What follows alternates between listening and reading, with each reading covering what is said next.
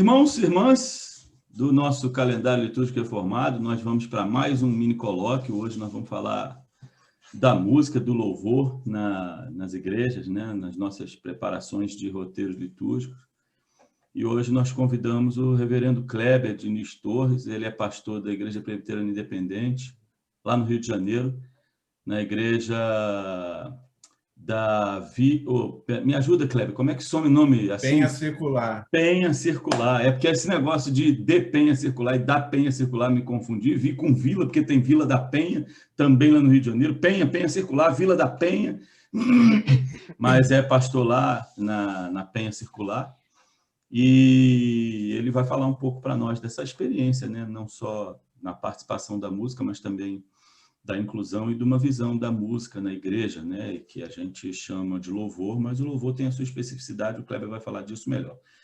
Também, tradicionalmente, o reverendo Andrés Ayala, nosso amigo pastor, lá no Paraguai, casado com uma argentina Alemã. Argentino, casada com uma alemã e morando no Paraguai, eu chamo o Andrés de a globalização em pessoa. Bom dia, Andrés. Bom dia, reverendo. Bom dia, Kleber. Um grande prazer estar juntos mais uma vez. Prazer estar com vocês. Nós queremos saber um pouco, e nós tínhamos programado aqui, porque a avidez é grande, até num encontro, né, particular da minha igreja, lá, particular que eu digo lá, né, programação da igreja local, a igreja IPI Metropolitana de Brasília. Nós fizemos virtualmente um encontro sobre liturgia, já fizemos 2 e percebemos que vamos precisar fazer mais, talvez vamos passar o ano aí fazendo um por mês, né? Vai ser muito legal isso. E eu apontei lá a diferença de que nós temos música na igreja, mas nem toda música é louvor, né? Então a gente pediu que você falasse um pouquinho disso daí, claro, né? A gente depois vai poder tratar de mais coisas aqui, temos algumas surpresas, mas a gente queria, Kleber, que você falasse um pouco dessa diferença, né, de música e louvor para nós, e um pouco desse louvor na nossa liturgia, pela sua experiência, pela sua participação, né, para enriquecer aí a nossa produção, né, litúrgica, de programação litúrgica na igreja, tá bom? Tá legal. Então, eu fui para os manuais, eu faço preparação litúrgica, o andamento do culto meio que na rotina, com aquilo que já está acumulado na mente. Às vezes o negócio sai até meio inconsciente. Eu diria até que em determinado momento, quando termina o culto, eu falo assim, caramba, como estava assim, encadeado, bonitinho, né? Mas na hora de preparar, parece que não aparece tão claramente assim o desenvolvimento da liturgia e do culto. Acho que o Espírito Santo ajuda, né, Kleber?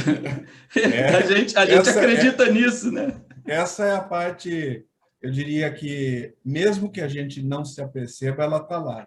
Pois é. Essa ação do Espírito. A gente faz a parte da elaboração litúrgica de modo racional, a gente tem a herança dos reformadores de que o culto ele precisa seguir o caminho da edificação. Então, ele é um culto inteligível.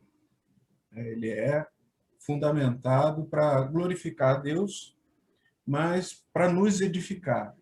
Então, a gente sempre pensa por esse lado, escolher uma leitura no chamado adoração, outra no louvor, outra na glorificação, outra na edificação, e assim por diante.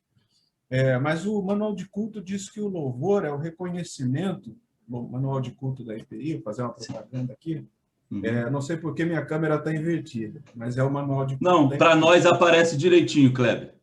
Ah, que bom. Eu quando mostrei, quando mostrei teu livro aqui e depois o pessoal vai ver melhor, eu vejo invertido, mas aí uma pessoa já me alertou, não, Sandra, a gente vê legal, então eu fiquei tranquilo, você pode ficar também. Ah, então tá bom. Traz aqui o Manual de Culto, diz que o louvor cristão faz o júbilo em cima do governo de Deus sobre as coisas. Quando eu estudava lá em Londrina, no Seminário de Teologia da IPI, a gente tinha essa discussão. A adoração é o momento de reconhecer a Deus pelo que Ele é, e a glorificação e o louvor fazem parte de reconhecer a Deus por aquilo que Ele fez. Então, quando a gente fala em louvor, A gente está falando de tudo aquilo que traz o reconhecimento pelo que Deus faz, pelo que ele já fez e pelo que ele fará. Então, a distinção com a música é que nem toda música se aplica ao louvor, que nem toda música tematiza a questão do reconhecimento de Deus pelo que ele faz. Muitas músicas se aplicam. Quem tem o inário da IPI, o Cantar em Todos os Povos, ele foi organizado de modo no seu sumário, já fazer a distribuição dali por essas dimensões temáticas, né? Então, você pega lá a adoração, a primeira parte, o meu é aqui, na Bíblia. Conjugado com a Bíblia. Uhum. Isso. Então, você tem as músicas aplicáveis à adoração, à confissão, ao louvor, à consagração, à afirmação de fé, intercessão, ação de graça, sacramento, envio, bênção, despedida. Outra sessão para o ano cristão, momentos especiais, responsos e etc. Então, quando a gente fala do louvor, esse momento, né, a glorificação de Deus pelo que ele faz, a gente precisa se atentar para esse detalhe, que tematicamente a letra das músicas pode não se aplicar. Então, não dá, por exemplo, para cantar um CTP 216, o Renova-me, né, como um ato de edificação, incluir lá no momento da edificação, porque não tematiza.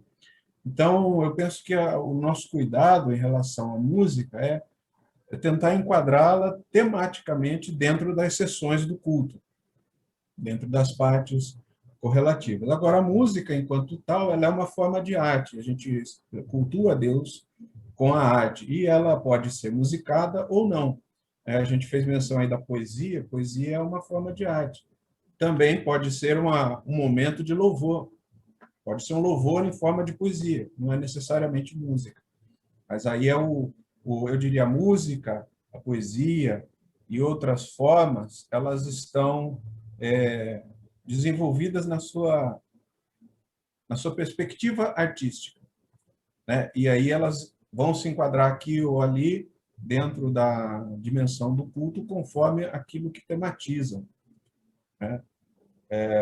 E aí a gente pode fazer essa distinção. Louvor é um momento específico do culto do reconhecimento de Deus pelo que ele faz, e a música é uma forma de glorificar a Deus, de engrandecer a Deus nesse momento específico do culto. E também, claro, aí edificar a vida das pessoas com o conteúdo, né?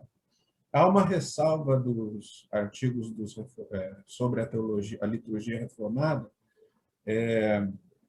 se não me falha a memória, lá no texto do John Leite, né, a tradição reformada, quando ele fala de liturgia, ele vai dizer assim: os reformadores queriam tirar toda a pompa da música, para que ela ficasse o mais simples possível, de modo a não distrair, de modo a que a parte musical não se tornasse uma distração em relação ao conteúdo que ela deveria transmitir. Em certo sentido, isso é coerente, né? Porque a gente vinha, por exemplo, da Idade Média, dos cânticos gregorianos e outras formas de culto da liturgia, que nem era participativa para o povo, né? O povo era espectador do culto, que, de fato, você tinha uma dificuldade muito grande de entender aquilo que era dito. Além de uma música difícil, né? A dicção das palavras ficava mais difícil por causa da música, ainda era em latim, então tinha essa dificuldade. E os reformadores vão prezar, primeiro, que a música fosse na linguagem do povo, no vernáculo, e, por outro lado, que ela fosse simplificada no sentido de que ela atendesse à edificação, de que ela, na sua simplicidade, ela transmitisse a mensagem que precisa ser transmitida. E os reformadores vão reformular a música com Calvino, por exemplo, com o Saltério de Genebra, nesse sentido de colocar a música de uma forma mais simplificada. Eu estava lendo um artigo, acho que daquele do livro do Donald McKee, né, Grandes Temas da Tradição Reformada. Ele chega a afirmar que o Zwinglio, em algum momento, tirou a música da igreja. Não durou muito, mas chegou a tirar toda a parte musical. Ficou apenas aquilo que era para ser um salmo ou os cânticos foram transformados em leitura. Acho um exagero, mas chegou a intentar essa ideia, porque tinha lá também as suas preocupações com aquilo que era feito em termos de música na igreja, né? Aquele período foi difícil. A gente sabe que algumas atitudes foram meio radicais, mas aquele período foi difícil. Agora, eu acho que é isso, então, para a gente colocar essa distinção, né? Música, louvor. O louvor é o momento maior de glorificação a Deus e pode ser feito de várias formas, inclusive a música, tematizando ali no louvor especificamente aquilo que é o reconhecimento de Deus pelo que ele faz. Reverendo Andrés, alguma inserção sua? Muito obrigado, Reverendo Clever. Estou processando ainda. Mas enquanto o Reverendo Clever desenvolvia a sua apresentação, veio à memória aquela passagem do apóstolo Paulo em Colossenses 3,16, né? que muitas vezes, especialmente na tradição reformada, se tomou quase como um padrão para a adoração em geral e o cântico em particular. Habita ricamente em vocês a palavra de Cristo, ensinem e aconselhem-se uns aos outros com toda a sabedoria e cantem salmos, hinos e cânticos espirituais com gratidão a Deus em seus corações. Ou seja, essa primazia da edificação também em sentido amplo, né? a transmissão da palavra de Cristo, muitas vezes se tomou de forma legalista, mas na verdade o sentido é que o evangelho brilhe no meio de vocês, né? Esse amor fraterno, esse partilhar, e como falava o reverendo Clever, hoje estamos voltando a certo exclusivismo não monacal, ou sim, onde certas pessoas são especialistas em cantar e o povo é espectador, as músicas são difíceis, a mensagem é ininteligível ou diretamente insignificante, e perdem-se essas características de encarnar e transmitir a palavra de Cristo, de se edificar uns aos outros com sabedoria e partilhar os cânticos. E daí eu queria tomar uma palavra, tanto do título do livro do reverendo Clever, quanto da sua fala, que é poesia. Não, poesia para nós muitas vezes é só atividade literária, mas no fundo a poesia é a criação de mundos possíveis, de mundos cheios de esperança, cheios de amor. E até na poesia mais escura, a criação de um outro mundo por meio da palavra e do sentimento. E também isso tem se perdido ou se opacado na liturgia cristã, né? O exercício da comunidade de esperança, da comunidade utópica, de um reino que vem, um reino que já está, um reino que veio e que nós partilhamos para partilhar ainda mais com o mundo que tanto precisa. Então, é muito mais do que música, é muito mais do que palavra, é um exercício da vida no meio da vida do mundo. Muito obrigado, reverendo Clever. Muito bem. Cleber, você quer falar alguma coisa antes? Eu tenho uma pergunta até para te fazer, mas eu não sei, depois do que o Andrés falou, não sei se você tem alguma observação. Eu concordo com ele de que hoje em dia a gente tem um problema sério com a musicalidade no meio evangélico, em geral, vamos dizer assim.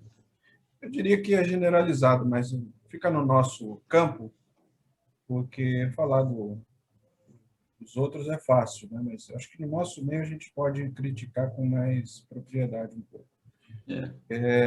A gente sabe, a liturgia reformada preza pela expressão comunitária de adoração a Deus no culto. E eu vejo hoje um problema muito grande no meio evangélico, porque nem sempre as músicas são compostas para o canto coletivo. Tem algumas pessoas que têm a voz privilegiada e cantam assim em tons acima daquilo que é regular, né? Tem a capacidade de esgoelar sem estragar a voz. Não estou dizendo que a música seja ruim, não. Estou dizendo assim, ela é programada mais para show do que para musicalidade coletiva, Sim, a para apresentação.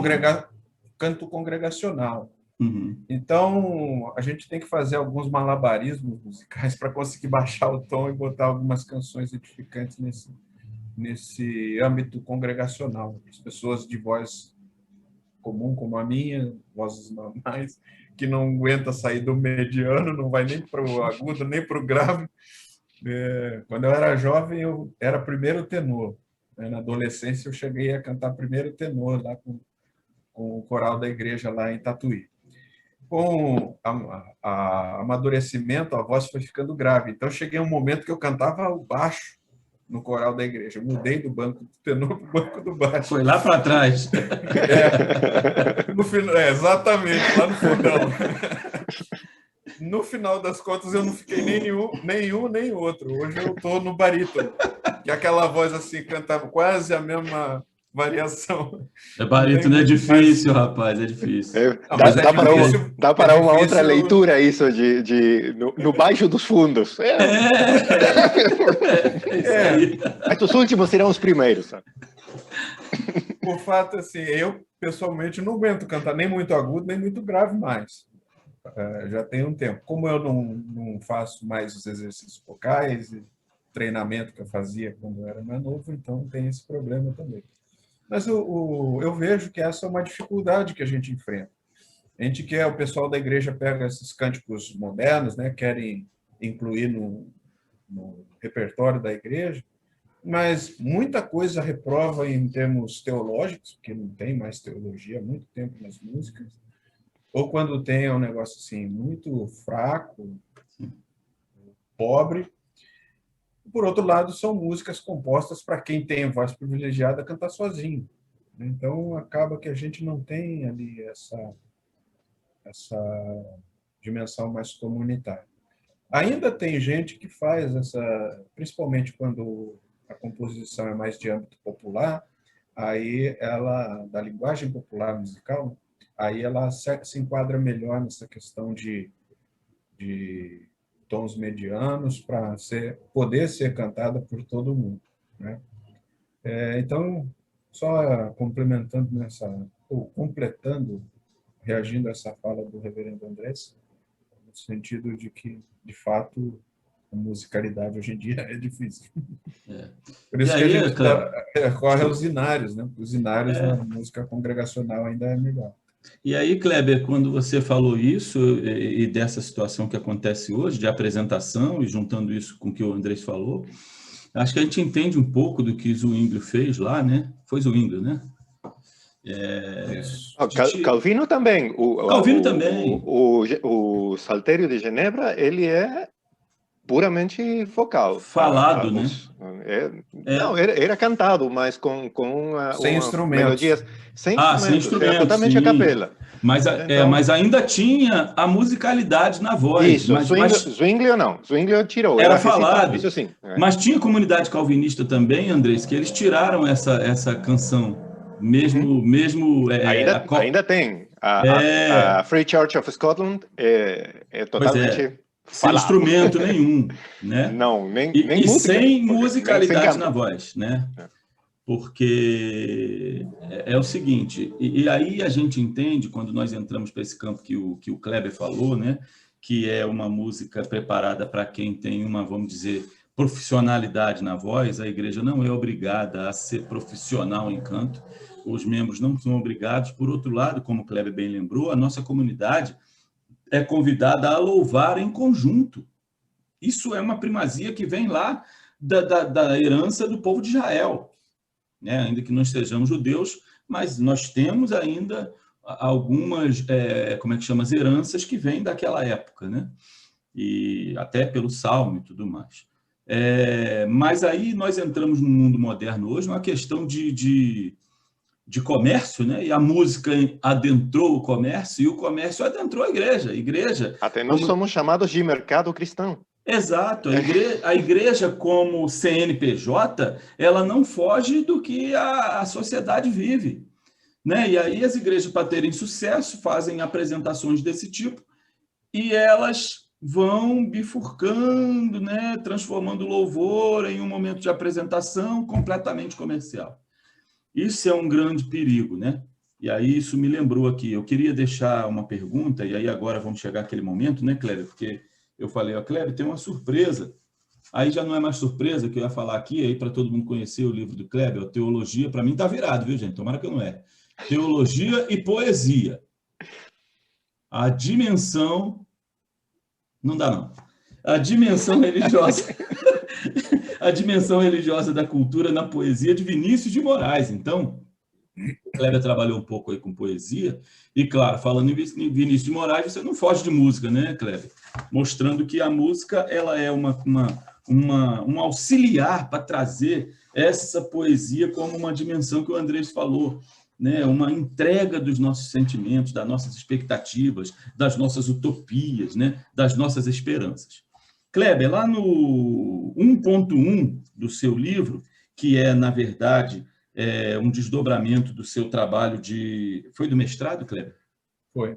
Do mestrado, né? Mestrado. Em Ciências da Religião, que o Kleber fez lá, lá em São Paulo, né? Foi na Metodista, Kleber? Foi. Mestrado foi lá. Então, 1.1 se chama Teologia da Cultura como Instrumento de Análise. Então, eu achei legal usar essa cultura como análise do nosso momento de louvor. E aí tem uma parte que ele fala assim, que tirou lá de Tillich, né? Que ele inclui temas como a relação existente entre o conteúdo teológico e a experiência existencial para construir o diálogo com a cultura, né? Então, o que acontece? Eu destaquei aqui, ó, que tendo em vista que a poesia, tema que será discutido adiante no trabalho do Kleber, faz parte da cultura, ela traz em si a capacidade de transmitir conteúdo religioso. Então, Kleber, diante disso, a música como capacidade de construir, de transmitir conteúdo religioso. E aí a música usando essa parte que vai mexer também com o sentimento, eu gosto muito que coloquemos os nossos sentimentos no culto, mas que isso não seja transformado em sentimentalismo, né? Então eu queria que você trabalhasse um pouco para nós aí essa transformação da cultura e transmissão do sentimento religioso por meio da música, né, a partir dessa sua experiência aí com a teologia, com Vinícius de Moraes, e que foi transversal com a música também. Como isso pode ser trabalhado na igreja sem entrar por esse outro viés que vai trazer problemas aí para a gente? Eu penso que aí há duas perspectivas. A primeira é da gente assimilar a forma musical. Eu tive uma experiência muito gratificante quando participei do culto do centenário da IPI em 2003, lá no ginásio do Ibirapuera. Foi a primeira vez assim que eu tive contato ao vivo com uma música não tradicional, que a gente chama de música sacra, né, de forma sacra de música, num culto. E os Cabras de Cristo cantaram lá, música baião, aquilo foi sensacional. Então, acho que a gente não precisa ficar preso naquela música estilo europeia, né, dos grandes corais, as grandes sinfonias musicais, canto coral, né, que também são coisas difíceis de cantar. Você pega um Handel da vida, um Beethoven, é coisa difícil, é religioso. Os caras eles fazem, entre aspas, música secular, mas a temática deles é toda religiosa. A gente faz qualquer leitura ali, o Sandro faz para a gente, que ele sabe latim, né? As letras daquelas músicas, é tudo religiosa. Porque muitas dessas músicas, Kleber, muitas dessas músicas eram encomendadas para serviço religioso, sim. Sim. Muitas delas. Quando eu estudei no Conservatório de Tatuí, a gente fez várias peças do John Leite, por exemplo, John Levitt, melhor dizendo, que eram peças assim, dá para cantar na igreja isso. Porque a letra dele, lógico que a gente vai interpretar em latim, mas você chega lá antes, projeta, Isso aqui está traduzido, significa isso. E a gente tem que pensar na edificação. Mas é uma música muito bem feita, mas é aquela música assim, acima de um patamar mediano também, né? Um patamar mais elevado do ponto de vista técnico musical. Então a gente não precisa ficar preso ao formato da nossa enologia das músicas tradicionais. Eu acho que, nesse sentido, o Cantai Todos os Povos deu um passo adiante ao incluir o que a gente chama de corinho, né? Aquelas músicas contemporâneas de estilos diferentes, variados, que estão no inário para a gente poder usar. Agora, a gente não precisa ficar preso ao inário, né? A IPI, antes de elaborar o Cantai Todos os Povos, usava os salmos e hinos. A Igreja Presbiteriana do Brasil usa o Novo Cântico. Não sei como é que era o nome antes do inário, antes da publicação do Novo Cântico. Era o inário evangélico que usava, né? Tem o inário evangélico metodista, tem o inário episcopal, tem o inário luterano. A gente tem esse recurso ao nome. A gente não precisa ficar preso a isso, né? Agora, a questão é que se nem todas as comunidades lidam bem com essa inclusão de estilos musicais não tradicionais, vamos dizer assim. Então você fica ali, às vezes arruma um atrito, uma confusão, quer botar um sambinha no culto, um baião, ou até um heavy metal, porque não, né? Já que a gente gosta... eu acho que o liturgista tem que ser sensível, né, Kleber? Não pode também ser agressivo nesse sentido, né? Sim, sim. Tanto para tirar quanto para botar. Eu acho que a cultura tem instrumentos disponíveis, né? Então, tem formas de arte disponíveis para todos os gostos. A gente não pode só perder essa dimensão da edificação. Desde que edifique, acho que a forma ela pode ser incluída e aproveitada, né, no momento cultico. Muito bem. Ô, Kleber, eu já vi em cultos músicas como Anunciação, aquela tu vens, eu já escuto os teus sinais. Já vi até aquela música do Gonzaguinha, né? Viver e não ter a vergonha de ser feliz. O Cio da Terra, né? Debulhar o trigo. Tá? São músicas populares, né? Que não foram feitas para a igreja, mas que se encaixam em alguns momentos da celebração, dependendo como é que chama? Da participação da celebração e por aí vai. Né? Bom, Kleber, eu queria avisar o pessoal que nós vamos colocar na descrição, né, do nosso colóquio um contato com você para quem tiver interesse em adquirir o livro. Né? O Kleber tem bastantes exemplares aí, graças a Deus, vai dar para atender quem quiser. Eu recomendo, o trabalho do mestrado dele, Poesia, Teologia e Poesia. Tá bom? Andrés, o que você quer finalizar para nós? Agradecer o reverendo Kleber pela disposição e também pela sabedoria e simplicidade com que nos apresentou um tema que hoje é muito atual para a liturgia e também para a vida das nossas comunidades. E agradecer... Né? E muito necessário. E a todas as irmãs e irmãos que nos acompanham, cada um desses colóquios mirim. E até a próxima. Muito bem. Kleber? Eu agradeço a oportunidade de estar com vocês, de dar uma pequena contribuição, né, para nosso constante debate litúrgico, né, no sentido de trazer a cada dia um aprimoramento no nosso cultuar ao Senhor. E daqui do Rio de Janeiro, mando um abraço aí a todos os que estão participando, assistindo aí, e que ainda vão assistir o colóquio, o mini colóquio. Amém. Kleber, obrigado. Você, além de amigo, também é o colaborador, né, do Calendário Litúrgico Reformado, né, Andrés? O Andrés, que administra essa nossa luta aí junto comigo. Eu agradeço mais uma vez esse sabadão aí em Assunção. Abraço para a sua galera aí. E mandar um abraço também para todo mundo. Não esqueçam, lá na descrição eu vou colocar o contato do Kleber para quem quiser adquirir o livro, tá? Teologia e Poesia.